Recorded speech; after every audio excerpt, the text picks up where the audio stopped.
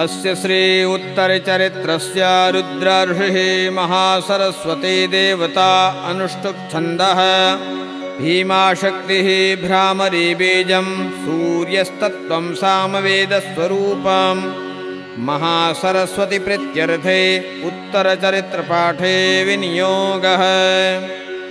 अथ ध्यानम् घण्टाशूलहलानि शङ्खमुशले चक्रं धनुस्रायकम् हस्ताब्धिर्दधितिं घनान्तविलसच्छीतां सुतुल्यप्रभां गौरी देहसमुद्भवां जगतामाधारभूता महापूर्वामत्र सरस्वतीमनुभजे शुम्भादिदैत्यार्दिनी।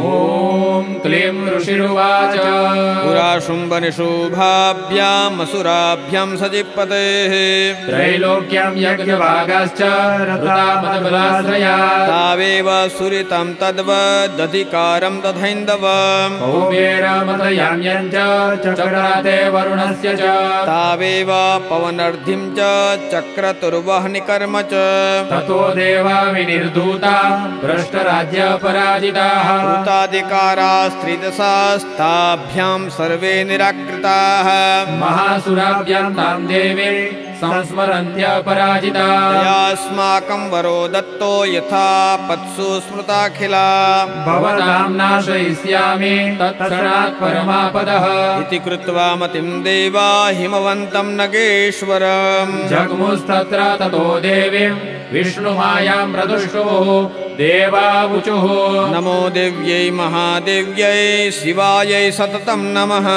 नमः प्रकृत्यै भद्रायै नियता प्रणता स्मता रौद्रायै नमो नित्यायै गौर्यै धात्र्यै नमो नमः। ज्योत्स्नायै चेन्दुरूपिण्यै सुखायै सततं नमः कल्याण्यै प्रणतामृद्यै सिद्ध्यै कुर्मो नमो नमः। नैऋत्ये बुभृतां लक्ष्म्यै सर्वाण्यै ते नमो नमः दुर्गायै दुर्गपारायै सारायै सर्वकारिण्यै यात्यै तथैव कृष्णायै धूम्रायै सततं नमः अतिसौम्यातिरुद्रायै नतास्तस्मै नमो नमः। नमो जगत्प्रतिष्ठायै दिव्यै कृत्यै नमो नमः या देवी सर्वभूतेषु विष्णुमायेति शब्दिता नमस्तस्यै नमस्तस्यै नमस्तस्यै नमो नमः या देवी सर्वभूतेषु चेतनत्यभिधीयते।